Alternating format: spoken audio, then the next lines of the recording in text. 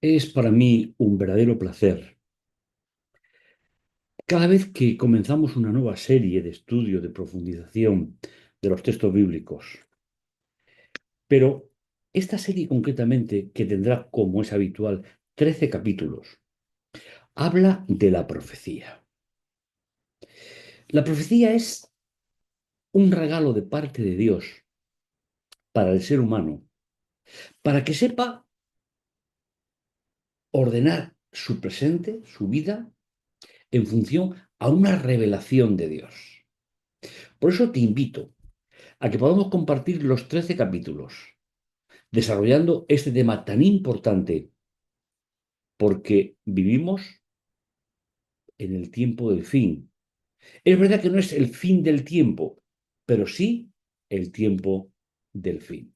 Por eso, bienvenido, gracias por acompañarnos y puedes, si lo deseas, compartir con otros el tema que nos ocupa. La serie va a llevar por título general Alusión e imágenes y símbolos. Será un tema eminentemente profético, basándonos en esas profecías tan impresionantes que encontramos en la Biblia.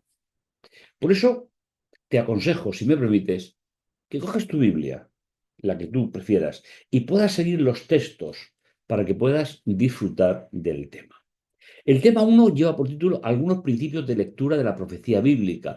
Es decir, antes de entrar a la profundización y detalle de cada uno de los procesos que se describen en los libros proféticos, sería bueno que pudiésemos, pues, situar algunas bases que nos sirvan para comprender el valor de esa literatura tan importante que tenemos a nuestra disposición. Un texto para recordar, así dice Yahvé, no se alabe el sabio por su sabiduría, ni se alabe el valiente por su valentía, ni se alabe el rico por su riqueza. Quien se alabe, que se alabe por esto, en tener entendimiento y conocer, porque yo soy Jehová, que practico la fidelidad, el derecho, la justicia en la tierra, porque en eso me complazco. Palabra de Yahvé. ¿Qué texto más impresionante de la profecía clásica? La profecía de un momento antes del exilio. No se alabe el sabio por su sabiduría, sino que si tenemos que alabarnos en algo, en entender, en conocer lo que ha sido revelado sobre Dios. Tenemos tanto revelado que pararnos en lo que no está revelado simplemente va a bloquear todo el proceso de revelación de parte de Dios. A modo de introducción, algunos detalles generales que nos van a servir para toda la serie. La Biblia constituye una amalgama de mensaje divino expresado a través de diversas formas literarias. Encontramos instrucciones de parte de Dios, que se tradujo en la historia por ley, mensajes proféticos, los evangelios, así como profecías apocalípticas y escatológicas. Además, en muchos casos, como particulares literarias, se entrelazan con gran maestría los textos en prosa y en poesía. Esta definición literaria de la Biblia y de los libros proféticos encaja perfectamente en las intenciones de los autores. Si un autor escoge incluso en un mismo capítulo, como el capítulo 7 de Daniel, porciones en prosa y porciones en poesía, es que quiere decirnos algo. Y ese algo forma parte del mensaje, forma parte de lo que el profeta inspirado quiere transmitirnos. Para muchos lectores, sin embargo, esta realidad pasa desapercibida o se considera irrelevante. Lo primero, porque no nos han enseñado a verlo así, y lo segundo es porque las Biblias actuales, no todas, aunque sí hay alguna, que conserva los diferentes recursos literarios que utilizaron los autores bíblicos.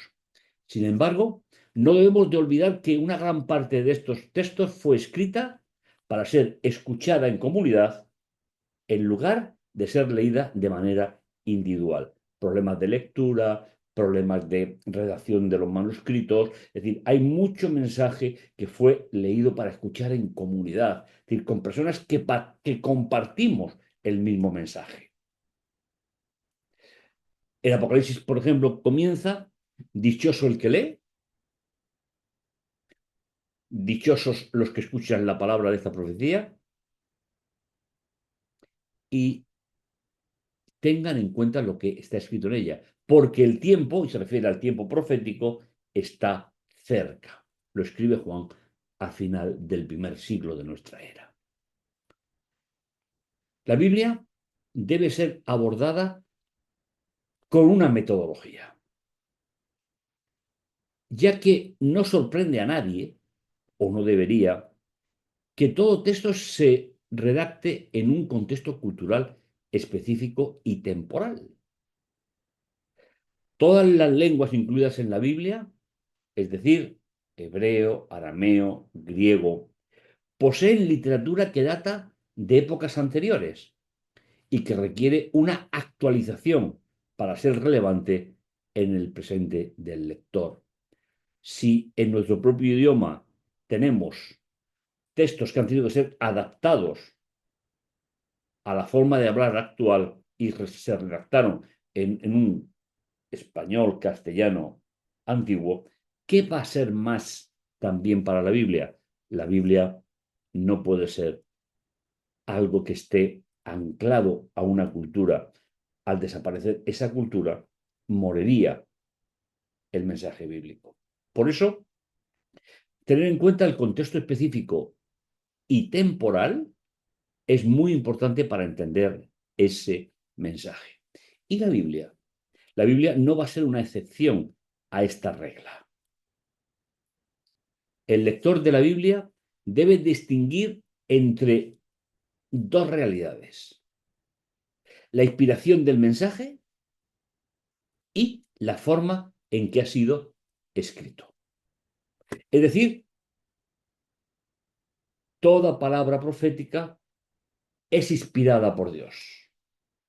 Pero si comparamos las diferentes partes proféticas de la Biblia, veremos que la simbología es diferente, el sentido es diferente.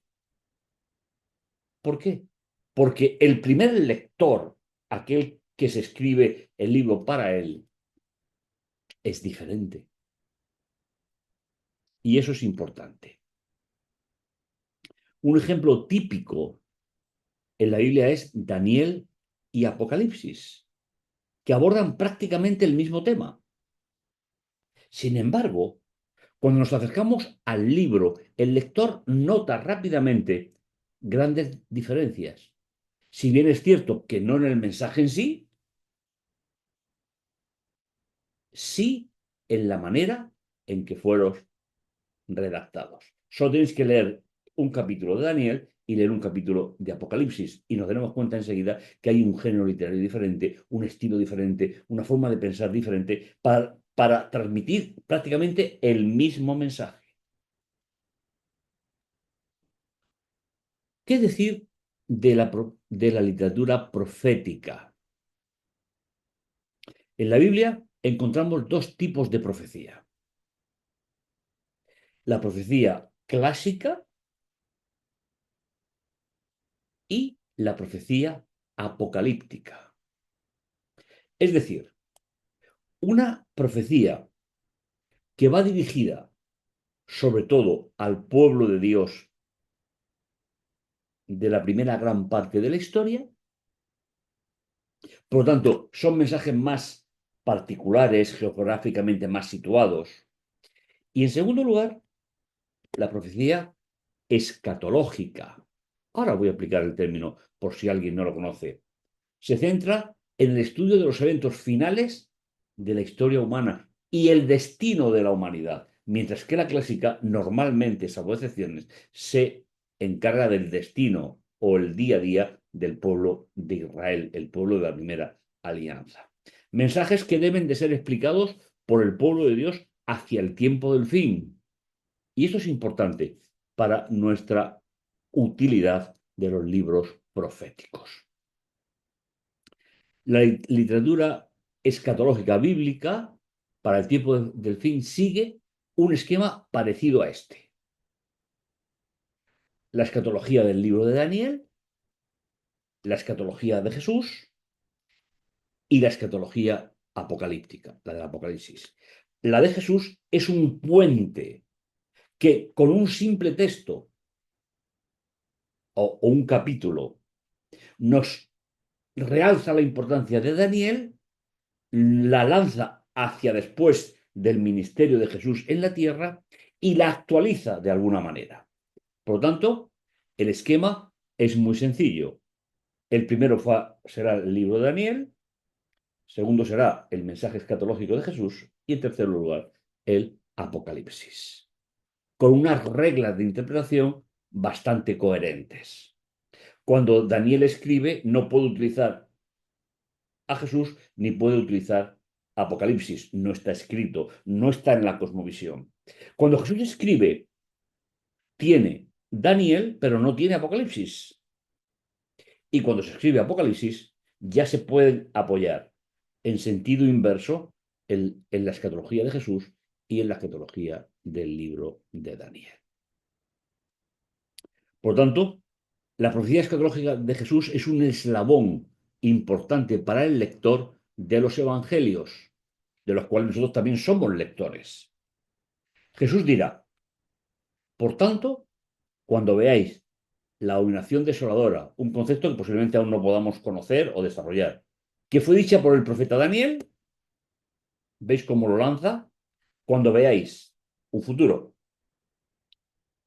la abominación desoladora, el mensaje fundamental del libro de Daniel, pero también lo es para Jesús, que fue dicha por puesta en el lugar santo, es decir, puesta en el primer departamento del santuario terrenal o celestial. El que lea, entienda. De esta manera, el proceso de escritura, de redacción e histórico tiene que tener, y estamos hablando del método, tiene que tener una lógica. El libro de Daniel tiene que explicarse por sí solo, según, sin influencias externas, según el propósito para el cual fue escrito. Jesús, que ya tiene un contexto, que es el judaísmo de la época, tiene que volver a reformular el libro de Daniel para volver a los orígenes. Y finalmente, más de 50 años después de que Jesús estuviese en la tierra, el libro de Apocalipsis viene a resolver las dudas que durante todos esos siglos se produjeron en la lectura del libro de Daniel. De esta manera, el gran maestro de Nazaret contesta o conecta las secciones proféticas de Daniel, capítulo 2, del 7 al 12, con el futuro. Es verdad que el capítulo 2 no todo, es verdad que el capítulo 7 no todo, pero el propósito es que podamos llegar al tiempo del fin, e incluso adentrarnos en el final del tiempo, ampliadas, sin ninguna duda, en Apocalipsis.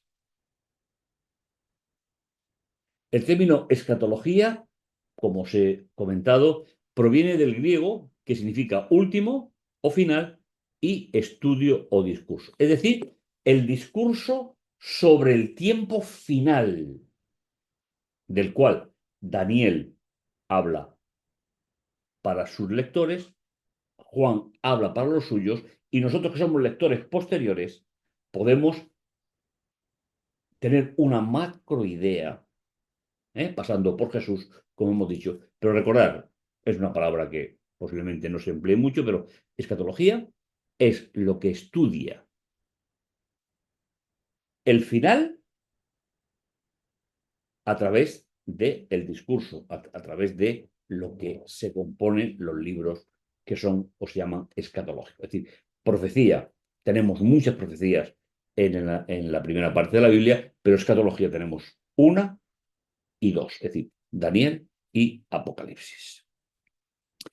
En el contexto teológico, la escatología se refiere al estudio de los últimos eventos de la historia humana y del destino final de la humanidad, según lo anunciado por los profetas bíblicos. Daniel, la función de Jesús como profeta, y Juan. Esa es la diferencia con el profeta clásico. El profeta clásico tiene un mensaje para el pueblo de Israel, incluso con algunas promesas que no llegaron a cumplirse, porque fueron dadas para animar al pueblo. Pero lo que se refieren los libros escatológicos, Daniel, Jesús y Juan, se va a cumplir todo. No va a quedar nada que cumplir. Pero además involucra en forma afirmativa o positiva o negativa a toda la humanidad. Esa es una de las grandes diferencias de una literatura y otra. La ley y la literatura apocalíptica. Este va a ser un tema trascendental e importante. No por un legalismo, sino por una correlación de sentido. Un aspecto fundamental que debe tener en cuenta o se debe tener en cuenta es la relación entre la instrucción divina dada en los primeros 5 libros de la Biblia, a la cual le llamaremos Torah, y el mensaje profético en los libros de Daniel y de Apocalipsis, como también en el mensaje de Jesús. Esta idea tenemos que incorporarla de manera sistemática al estudio de estos libros. Es fundamental recordar un principio básico. La Torá es literatura dirigida a liberados, a un pueblo de Dios que ha salido de Egipto, que llega a Canaán con el Deuteronomio y que es un pueblo libre después de 400 años. Sin embargo, la Torá en la apocalíptica, es decir, Daniel, Apocalipsis, está destinada a los exiliados. Si bien los primeros fueron exiliados y prisioneros de Egipto, los otros somos prisioneros de Babilonia física, de la Babilonia profética y de la Babilonia del tiempo del fin. Por lo tanto, no nos debe de extrañar que rastreemos por los libros la relación que hay entre las instrucciones de Dios y el mensaje de Daniel, el mensaje de Apocalipsis e incluso el texto que Jesús hemos comentado. Porque Jesús habla de que Daniel es profeta y una abominación desoladora que iremos viendo poco a poco qué es lo que significa. Este será un punto importantísimo y trascendental para comprender el mensaje de estos dos libros. El exilio del pueblo de Dios, que se extiende desde la invasión de Nabucodonosor a Jerusalén en el año 605 a.C., llegará hasta el final de la historia. Se refleja en los libros de Daniel y Apocalipsis que transmiten un mensaje para ese pueblo exiliado a lo largo de las épocas descritas en Daniel 2. Estamos hablando del año 605 hasta el final del periodo, cuando se extermine completamente el pecado.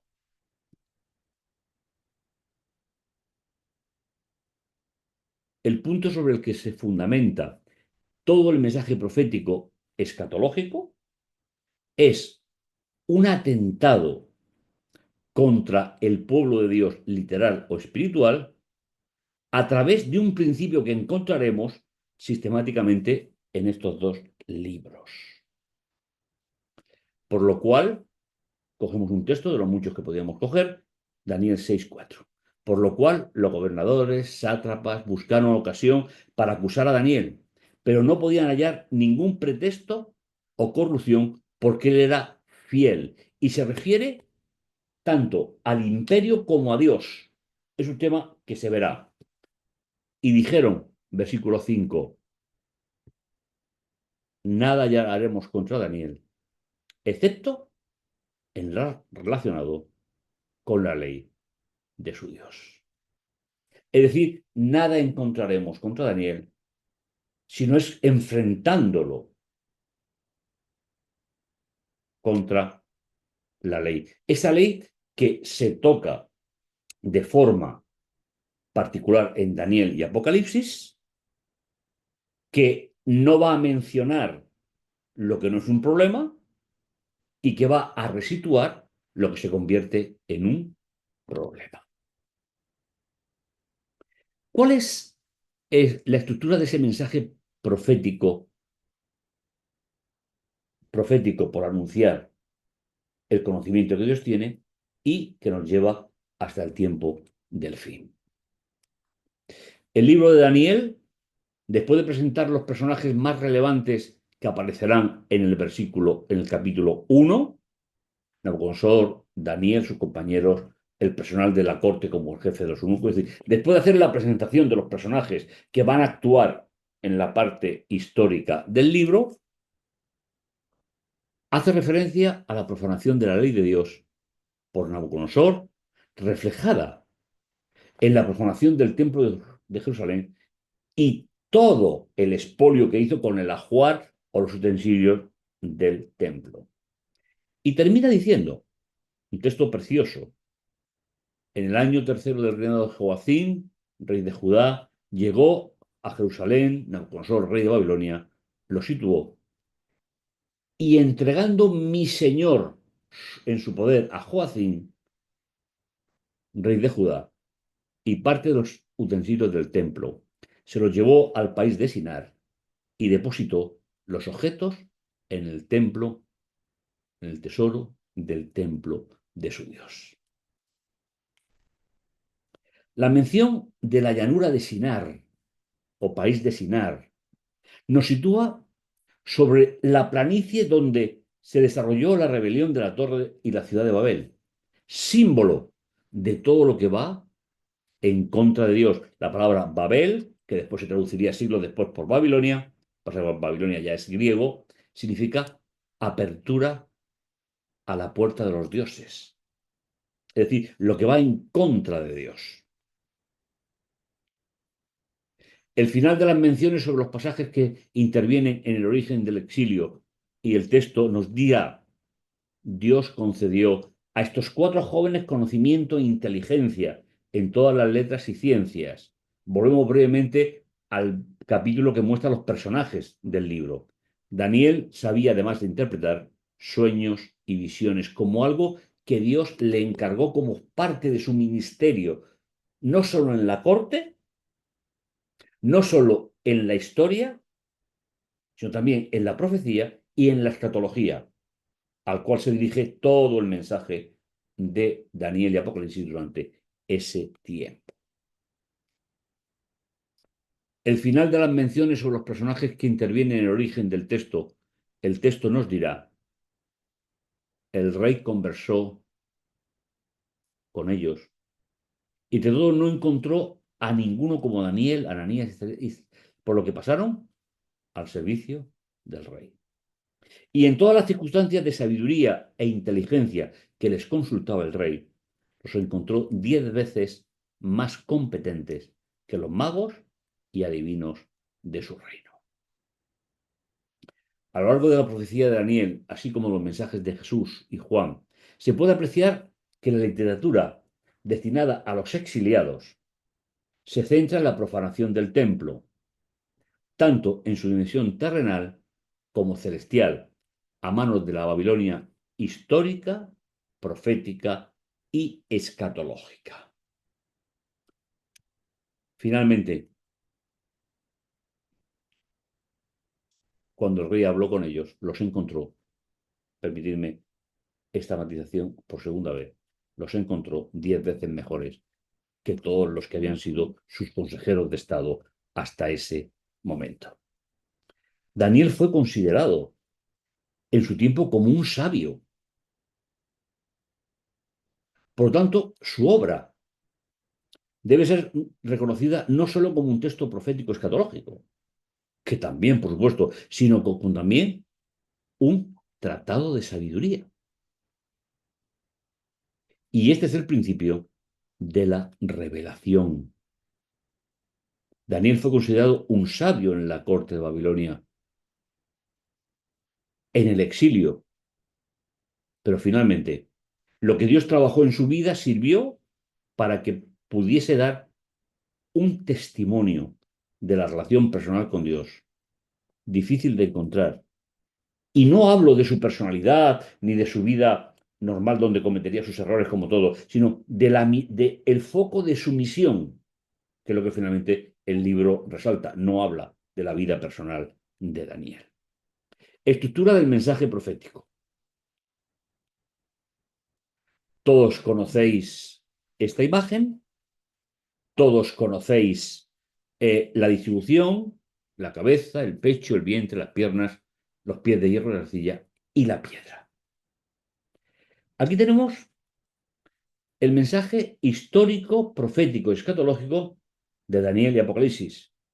Y se desarrollará a lo largo de esa historia y los acontecimientos finales, dividiéndose en 6 etapas.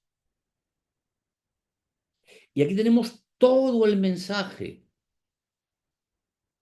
histórico, profético y del tiempo del fin, dividido en 6 etapas, que están simbolizadas por la estatua del capítulo 2, que culmina con la presentación de los personajes de la trama de la corte. Es decir, después de presentarlos en el capítulo 1, el siguiente mensaje es esta revelación que recibió de parte de Dios. Estas 6 etapas constituyen el eje central del exilio. Nosotros seguimos viviendo en el exilio y lo seremos hasta el momento de la piedra, y cuyo tema principal, como veremos, y ya lo hemos dicho anteriormente, es la profanación del templo, es decir, la profanación del plan de salvación. ¿Y qué decir de los lectores del libro? ¿Qué decir de los lectores de Daniel y Apocalipsis, de las palabras de Jesús en Mateo 24, algún texto de Pablo en Tesalonicenses y el libro del Apocalipsis? Desde que se escribió el libro de Daniel, siempre ha habido lectores en busca de consuelo ante el exilio que estaban experimentando. Y eso va a ser matizado por el libro del Apocalipsis. Hubo unos primeros lectores que recibieron en el momento de su redacción, de su escritura, pero a lo largo del conflicto que describe, ha funcionado como una guía para leer los tiempos y los acontecimientos. Veremos que siempre hubo personas que supieron leer estos libros, como el remanente profético escatológico en cada época del pueblo de Dios. Todos los lectores, incluidos Juan y Daniel, han vivido y continúan viviendo una triple realidad. Todos, incluido Daniel, que es el más antiguo. Lectores que fueron, es decir, los que vinieron antes que nosotros leyendo el libro, se tuvieron que preguntar, o nos preguntamos nosotros, ¿qué parte del mensaje profético de Daniel y Apocalipsis se ha cumplido? Mirando el esquema de Daniel 2, son los que vinieron desde la cabeza a los pies. En segundo lugar, hay otro tipo de lector, que es los que son en cada momento. ¿Qué parte del mensaje profético de Daniel y Apocalipsis corresponde a mi época en la que vivo y cómo influyen en mi vida como exiliados? Es decir, tenemos una primera parte que es histórica, ya ha pasado. El propio Daniel vio cómo caía el primer imperio y se introducía en el segundo. Luego vieron cómo caía el tercero, el cuarto. Y siempre ha habido lectores que han tenido una parte cumplida, una parte presente y, finalmente, los lectores que serán. ¿Qué parte del mensaje profético de Daniel debemos de preguntarnos? Falta por llegar a su cumplimiento. Será el mensaje para los que vivan o vivamos estos acontecimientos. Esta resulta ser la lógica de los lectores del libro. No hace falta a esta altura entrar en las diferentes propuestas de lectura del libro que se han hecho a lo largo de la historia. Llegará su momento. Pero yo tengo que preguntarme, ¿eh? Algo trascendental, algo importante. ¿Cómo interactúa esta secuencia en la vida del lector universal, es decir, de cualquier época? Primero, la parte que se ha cumplido ratifica la veracidad del conocimiento de Dios anticipado de la historia y por tanto de la profecía. En segundo lugar, la parte histórica que forma mi propia existencia personal. Con la confianza en el Dios del pasado, a nivel personal, entro a formar parte de la profecía de forma personal y vivencial. La profecía es para mi presente. Y este es un tema muy importante, porque no se le suele dar suficiente importancia. Todos los lectores, inclusive los autores de los libros proféticos del tiempo del fin, vivieron esta experiencia. Vieron cómo se cumplía una parte, vivieron esa parte que les correspondió por el momento histórico en el que nacieron y la parte de la historia está en el futuro. Ofrece la posibilidad de vislumbrar a través de la parte que aún falta por cumplirse el final del cautiverio y sus consecuencias definitivas, ahora aplicable a toda la humanidad, como ya hemos dicho. Hay una cita que me gustaría compartir con vosotros, que tengo en mi poder desde hace un tiempo y que me gusta mucho. Y que me gustaría que cuando veáis el programa, cuando leáis el material, me gustaría que pudieseis reflexionar en ella, por la importancia que tiene. La profecía bíblica presenta, presente, presenta la profecía de Dios esencial y en primer lugar para proclamar el mensaje de Dios a los hombres de su tiempo y no para revelar el futuro. Es por eso que los autores apocalípticos, Daniel, Juan, pueden desafiarnos, ya que hablaron primero a sus contemporáneos. De hecho, tenían un objetivo práctico en mente: predicar a los hombres una gran esperanza y llamarlos a la fidelidad genuina, así como una mayor vigilancia. Y yo quiero pararme en la primera frase de esta cita, que me parece realmente reveladora. ¿Cuál es el valor de la profecía? ¿Cuál es el valor del mensaje de Dios? Es proclamar el mensaje de Dios a los hombres de su tiempo. Daniel tuvo su tiempo. La reina Esther tuvo su tiempo. Y así sucesivamente en la historia. En la época del Imperio Romano, los apóstoles tuvieron su tiempo. ¿Cuál es el mensaje para cuando leemos este libro? El mensaje es, primero y único, proclamar el mensaje de Dios a los hombres, pero no para revelar el futuro. Si me permitís, podéis leerlo, podéis darle sentido, porque es una cita con una brillantez intelectual muy, muy importante.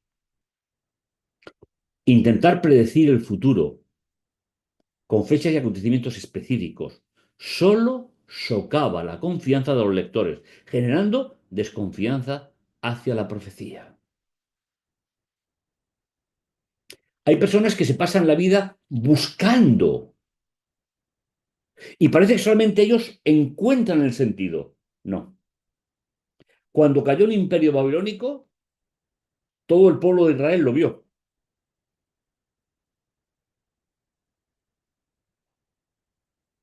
Cuando lleguen los acontecimientos del futuro, para Daniel, como hemos dicho, era mucho. Para Juan era menos. Para nosotros es mucho menos todavía.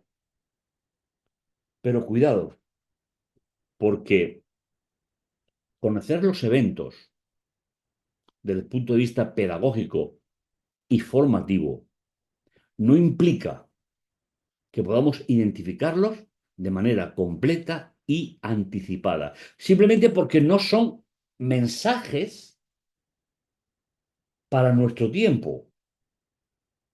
Es muy posible que el conocimiento previo debe servir únicamente para adquirir la formación necesaria que nos permita reconocerlos cuando ocurran, pero no para especular.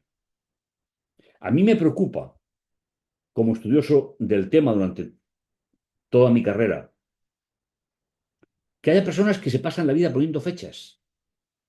¿Piensan acaso ellos cuál es la decepción de una persona que se enamora de un mensaje espectacular, casi deslumbrante, y que pasa el tiempo y no se cumple?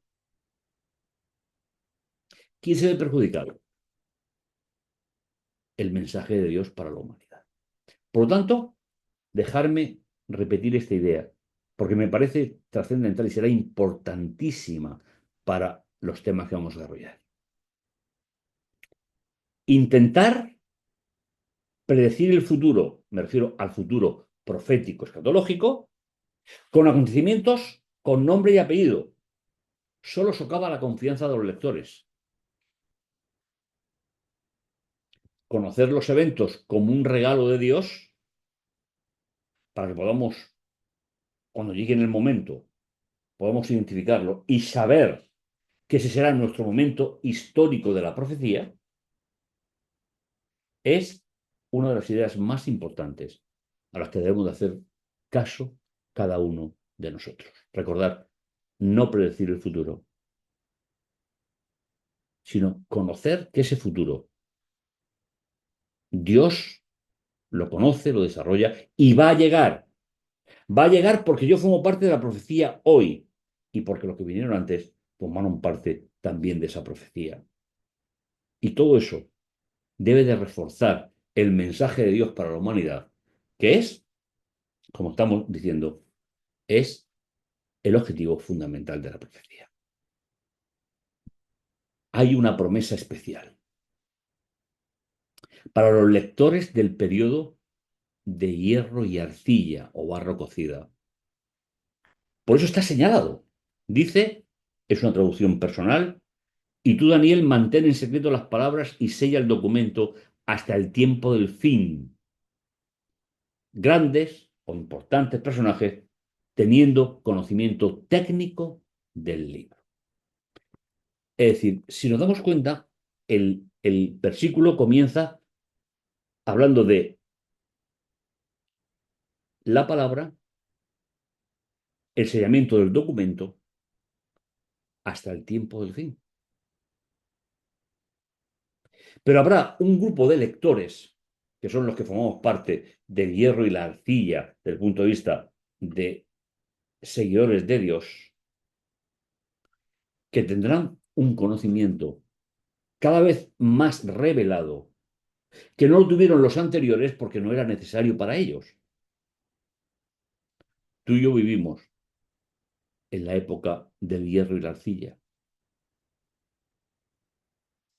Y desde el punto de vista de la profecía, solo falta la instauración del reino de Dios.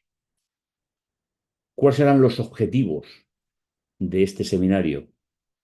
Será sobre todo uno, que leyendo Daniel y Apocalipsis seamos capaces a ir rellenando cuáles son los acontecimientos que se narran en esos libros. Lo que ocurrió en la cabeza, lo que ocurrió en el pecho, lo que ocurrió en el vientre, lo que ocurrió en las piernas, lo que está ocurriendo con nosotros, pero sobre todo, y no olvides esta idea, qué detalles nos dan para rellenar el último reino, la piedra. Es decir, ¿qué dice Daniel? ¿Qué dice Apocalipsis? Que ocurrirá en el periodo de la piedra, porque Daniel nos dice que es un reino, el último reino. ¿Te has parado a pensar alguna vez cuál es el contenido de la piedra? Hablamos de cuándo empieza el reino, pero no hablamos todavía del contenido de la piedra. ¿Qué es lo que va a pasar a funcionar en el periodo de ese sexto reino y definitivo? Este es un gran proyecto para nuestra vida. No podremos anticiparnos, no podemos poner fechas, pero sí sabemos lo que va a ocurrir para que cuando ocurra podamos identificarlo. Mi deseo para vosotros es que el proyecto os ilusione, el proyecto nos ayude a comprender perfectamente el mensaje profético. Que Dios te bendiga, que Dios te guarde. Y nos encontramos en el siguiente capítulo. Y no olvides orar personalmente por la lectura de tu libro, de tu Biblia y del mensaje del tiempo del fin. Que el Señor te bendiga y que el Señor te guarde. Y nos encontramos en el siguiente programa.